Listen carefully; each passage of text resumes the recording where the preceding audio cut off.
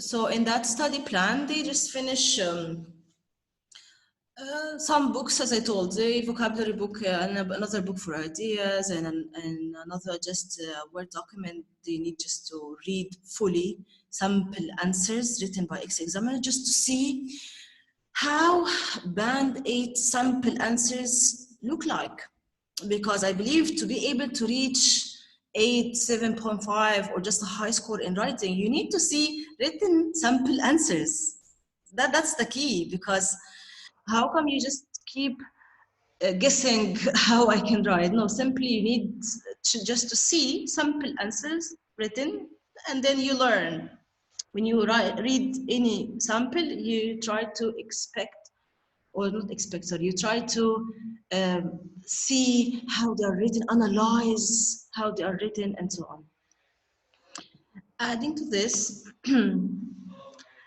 I just also talk during the course about grammar, because grammar is so important. Grammar in the exam is 25% of your own score. So for this reason, I just teach them the most common mistakes in grammar that I often see while marking. Like, I know that most students do have mistakes with the use of articles and the. They sometimes put that is unnecessary, or they even miss putting an article like this. Even some of them do have mistakes related to subject-verb agreement. So I do give some just exercises related to that, to the idea of how to do well in the subject-verb agreement. Also tenses. Many students do have an idea about tenses, but the issue is that they are not able to use tenses properly. They use a tense instead of another tense. They don't know the differences between tenses. So I just I give only one class for grammar. I don't focus that much on grammar for sure, because it's mainly IELTS, right? IELTS class, but I definitely dedicate like a full class for grammar, especially for discussing the most important or the most common grammatical errors, plus telling them about the structures that do raise the score. I mean, how to add passive structures in your essay, how to add complex sentences. So I just give details about how you get them in your own essay, and many other structures for sure, just to show your range of grammar. Adding to this, definitely, the most important part, I guess, of my course and of any course is feedback, right? I guess most people, when joining a course, they just seek feedback. I don't think that they, like, for sure they attend for knowing the tips and tricks, but I believe what is even more important, or what is as important as the tips and tricks, is definitely to know your mistakes. Because when knowing your mistakes, you will start working on them. So I correct for them both task 1 assignments and task 2 assignments. And I give detailed feedback for them to know about their weaknesses and their strengths too. And I start giving a score depending on the 4 criteria of marking, for sure. Like, I give a score related to task response, how the task response is, and related to the coherence, lexical. I will show you a sample of my own correction. Yeah, where it is. For the writing course, I usually mark 6 assignments because it's an intensive course. It's just for those who have a good score for the rest of the sections. They only suffer out of simply suffer from writing. So I mark only 6 assignments for them. But for those who have problems in writing and even on other sections, I let them join the full course and I mark for them 14 assignments. Imagine, usually 10 assignments during the course and then 4 assignments after the course. Like, I put into my consideration that some students do need some time to comprehend the rules. So I offer them that they can delay 4 of their assignments to be after the course, like after finishing the study plan and after taking all my classes, attending them, and so on. And this is how my just correction looks like. I just simply comment, like, you know, if there is a mistake here, then I start commenting. I comment on everything because I believe I have to do this. No matter how disappointed my students feel, especially in the beginning of the course. Like really, I always experience this. That usually before doing their first assignment, they're so much happy that they just always tell that how friendly Miss Tara is, and then they start telling good words about the course and about everything, and is friendly and so on. But then after receiving their first assignments, they start just to, you know, just to feel a little bit disappointed. But really, guys, please, guys, never feel disappointed, no matter how many your mistakes are. Because believe me, your mistakes in the beginning, I mean, in your assignments, let's say 1 and 2, definitely will not be like your mistakes in assignments number 5 or 4, for sure. Because every time you get an assignment that is marked by somebody who has like experience related to IELTS and so on, after this you will simply keep reading every comment and understand what is here and there. I even ask them to simply ask, like, feel free to ask me if you feel like there is a point that is unclear for you or something. Then they simply ask me through WhatsApp. They text me, or they even send me an audio record or something, or a WhatsApp audio record. Then they simply ask me, and then I give explanations for them to learn about their mistakes, because I believe mistakes need to be learned. Really, you need some time. Even if you receive your assignment and you feel like, oh, I need 1 hour to analyze my mistakes, then please never worry, because this 1 hour will save you time later on. When you spend 1 hour analyzing your mistakes, and you start writing even down your mistakes, like tell to yourself, okay, I have a problem related to if conditional, I have a problem related to parts of speech, I simply use the word material instead of materialistic, for example. So you start knowing what you lack, and you start simply avoiding such mistakes in your coming assignment. And in this way you learn, guys. This is how students learn in general. And after marking every single mistake related to vocabulary choice, grammar, for sure I comment on how the idea is developed or no.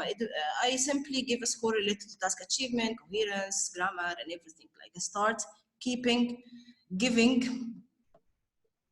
just comments related to every single mistake. So I can see that you're asking me questions in the chat box, but excuse me, I'm sorry for this, but can we delay the questions at the end of the class? Because, you know, I don't want actually just to stop and to interrupt the class. Maybe somebody may get confused or something. So let me continue. Actually, there is only one more slide just to tell, then I will be all ears, really, to answer all your questions. Just keep them as notes, then I will answer them one by one, inshallah, don't worry. So back to the point, guys. So forget about my course now. In general, guys, in general, how examiners do just decide your score, depending on what? You have to do this. This is number one you need to learn, I believe, before anything. Before knowing the difference between the type of essays that says do the advantages outweigh the disadvantages, and the one that says what are the advantages. Before knowing how to answer this type and how to answer that type, I believe you need to know about what we call it, the mindset of examiners. How they think. Like when they get a paper, then they start telling what and what. They start commenting on what. They simply, guys, comment at first on your task response. Task response is the way you respond to the question. You need just simply to address every single part of your question. Never simply only tell about one part and that's it. No, you need just to cover, to address every single part of the question. And even there's a special way in the idea of addressing. I'll give you an example, guys. Let's talk about a topic, an easy topic. Let's say employers. Employers, both employers and employees, you know, workers. Let's say benefit from working at home. Okay, that's an easy topic, I guess. And then the question says, do you agree or disagree? How to address a question like this, guys? How to address every single part of a question like this? Analyze it. Read every single part of it. Okay, I have here employers and I have employees, two parts. Benefit from working at home. Okay, do you agree or disagree? Okay, I need to give my opinion. I'm not going to write a full essay now or something, but I will only show you right now how to be able to get a high score for the task response, how to simply cover every single part.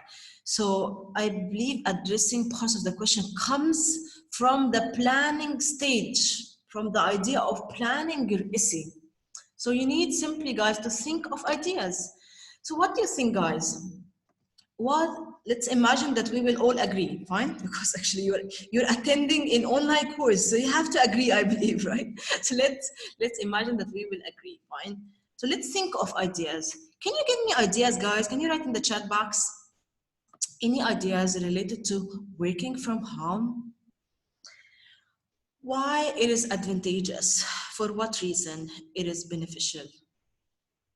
Take your time thinking of just ideas, reasons why this is the case. Yes, yeah, exactly. You are telling saving, something like saving time, and then somebody else has told saving money. Yeah, okay, great. So these are good ideas. But imagine, guys, for your information, if you keep telling, okay, the first reason is saving time.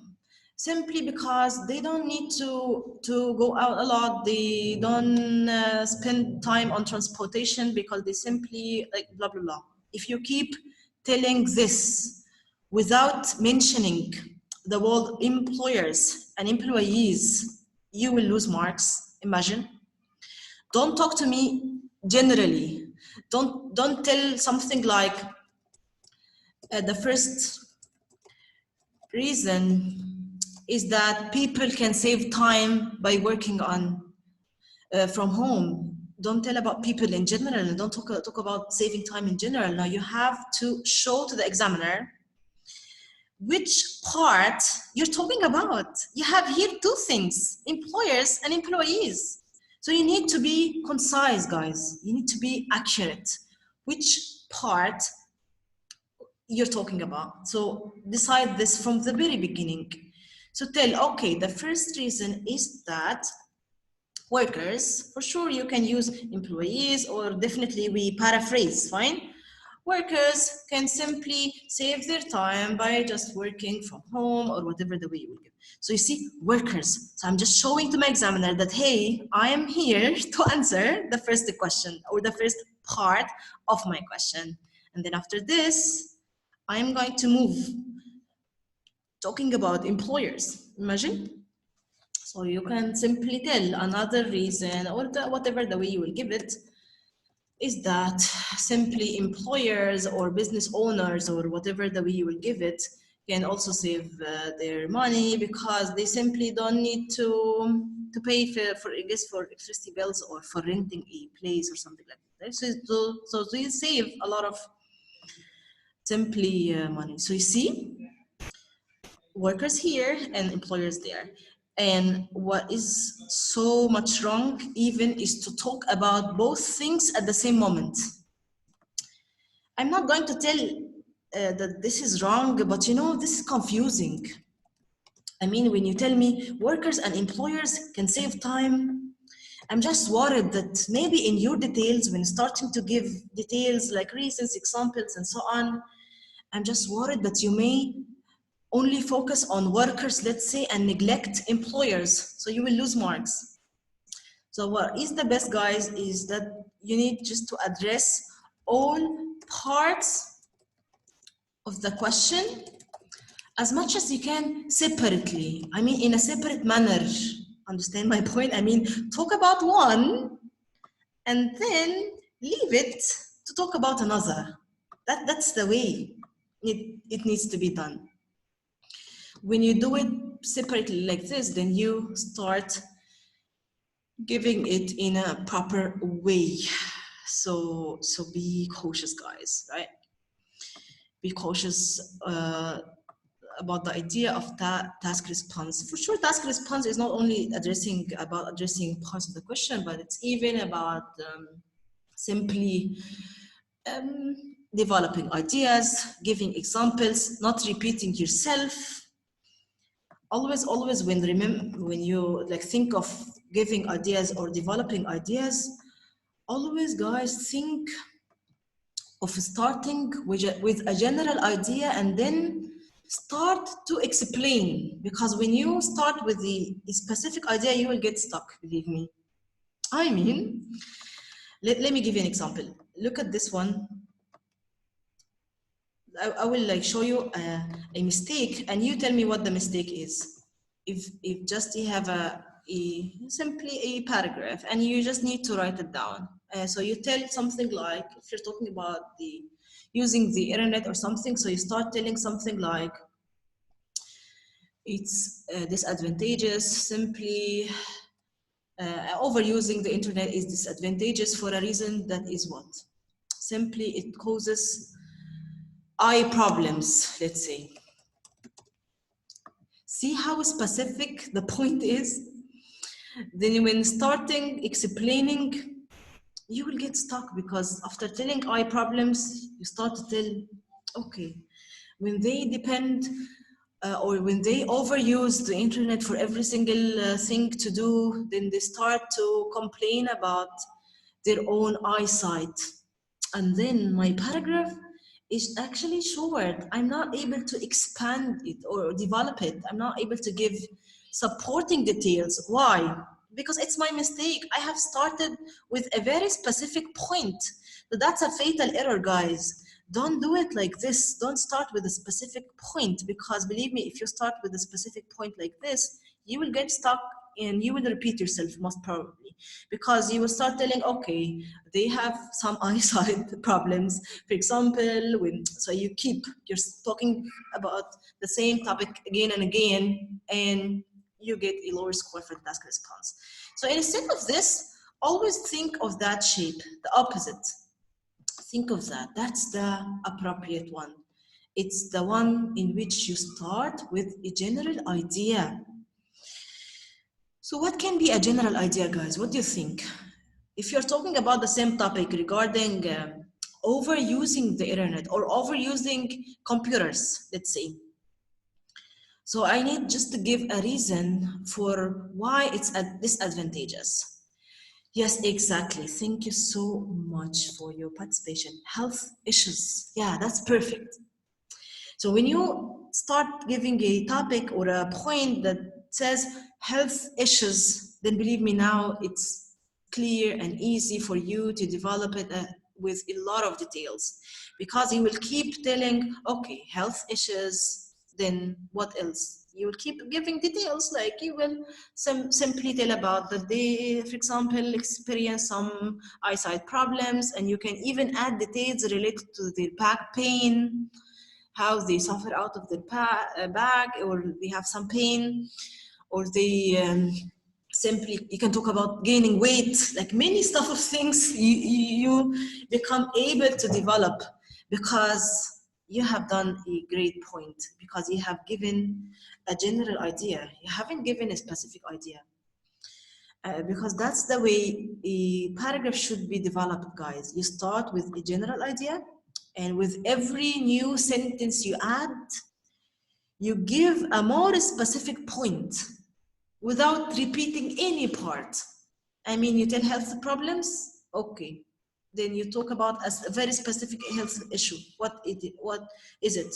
It's, let's say, eye problems, okay. With another detail, you can talk about something like stigmatism or having some issues. You see, you are going more and more in depth until you finalize your own just simply paragraph. So you keep going in depth. That's the way a paragraph should be simply developed in your exam to be able to do in the task response. Task response also is related to something we call overgeneralization. Have you heard about it? I mean, some students go for something, right, employers save their time or their money, let's see. So a sentence like this is correct grammatically. But in IELTS here, we call this one somehow overgeneralized, or it's too much certain. Like, who told you that they save their money? Maybe an employer who has an online business and he doesn't save a lot of money. He wastes all his money on lots of stuff of things. So it's very overgeneralized. You're overgeneralizing. You're talking about the topic that is true. Is it always true that they all save their money? No, right? Not all and not always. So care about what we call it, reducing overgeneralization. So we can do this by simply telling tend to, yes, the employers tend to save their money by simply working from home, or they simply, you can tell they can save their money. The word can is considered to be a hedge, we call it, like to reduce the certainty a little. Can, tend, like this, just to reduce it. And then after this, the examiner checks your coherence. Imagine. Just the examiner checks how you're able to use connectors. Are all your ideas connected together, or they are not coherently presented? The examiner checks all of such stuff of things, and then checks also your vocabulary. It doesn't need to be advanced. Imagine, it just needs to be between intermediate and upper intermediate. It needs to be variant only. Imagine, I mean, you don't have to repeat yourself. You don't have to use the same exact vocabulary again and again. Like, don't tell I believe, I believe, I believe. Because if you use I believe in one of the sentences in your essay, you don't need to use it once more. I mean, when you tell your opinion one more time in your essay, tell I'm of the opinion that, right? Or tell from my perspective, use a variety, don't repeat the same vocabulary. And don't use basics vocabulary. Yes, there is no need to have an advanced level of vocab, but not to the extent of using beginner ones. I mean, don't tell good, it's a good idea. The word good is very common to be used. Just make it a little bit more advanced, like beneficial. Maybe you can tell, replace good by telling brilliant, by telling, let's say, depending on the context, for sure, you can decide how to replace good, but I mean, don't use such basic words like good, bad, or a lot of. Even the word a lot of is just too much basic. A lot of something. So you tell a myriad of something, or you tell a wide range of, or like this. So you explain. And then lastly, they check grammar. Your grammar needs to be accurate, please. And besides this, it needs to be with a wide range. Don't just only use one single structure and that's it. Or don't use just only similar structures. No, you have to get a variety.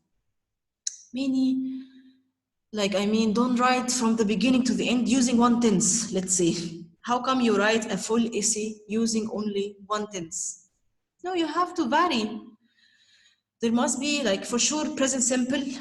There must be present simple while writing an essay, because it's the king of tenses, definitely. But I mean, besides the present simple, add another tense, add perfect tenses. Why not? Just to show to the examiner that I have more than one tense. My grammar is variant enough. These are the 4 criteria. So they give a score for every single criterion, and then they give a total band score.